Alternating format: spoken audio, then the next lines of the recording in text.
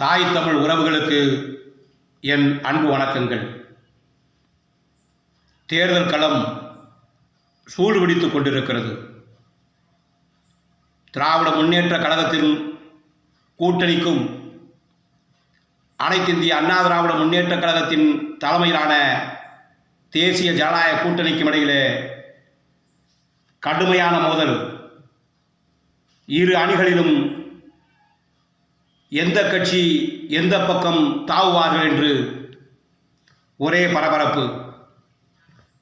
திராவிட முன்னேற்ற கழகத்திலே தொடர்ந்து அங்கம் வகித்துக் கொண்டிருக்கிற காங்கிரஸ் கட்சி கொடிபிடித்துக் கொண்டிருக்கிறது.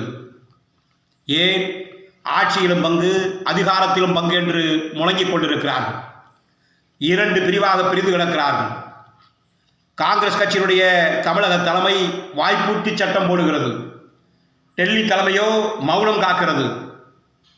டெல்லிக்கு சென்றிருப்பார்கள் போல தமிழ்நாடு காங்கிரஸ் கட்சியினுடைய மூத்த தலைவர்கள் டெல்லிக்கு சென்று அங்கே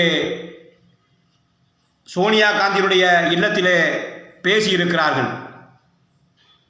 ஆட்சியில் பங்கு அதிகாரத்தில் பங்கு என்ற கோஷத்தை எல்லாம் விட்டுவிட்டு திமுகவுடன் தான் கைகோர்க்க வேண்டும் என்று பேச்சு அடிபடுகிறது.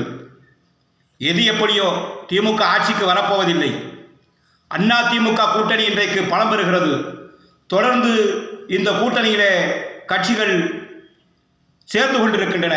புரட்சி பாரதம் கட்சியினுடைய தலைவர் பூவை ஜெகன்மூர்த்தியார், தமிழக மக்கள் முன்னேற்ற கழகத்துடைய தலைவர் ஜான் பாண்டியன் ஆதரவை தொடர்ந்து தற்போது கொங்கு இளைஞர் பேரவையினுடைய தலைவர் தனியரசு அவர்கள், கழக பொதுச் செயலாளர் புரட்சி தமிழர் டாக்டர் எடப்பாடியார் அவர்களை சென்னை பசுமலை சாலையிலே சந்தித்து தன்னுடைய ஆதரவை நல்கியிருக்கிறார்.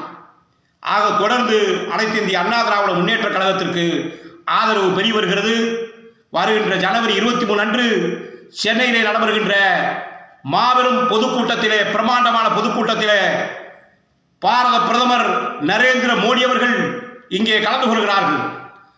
இந்த தேசிய ஜனநாயக கூட்டணியுடைய அனைத்து தலைவர்களும் கைகோர்க்கிறார்கள், பங்கேற்கிறார்கள்.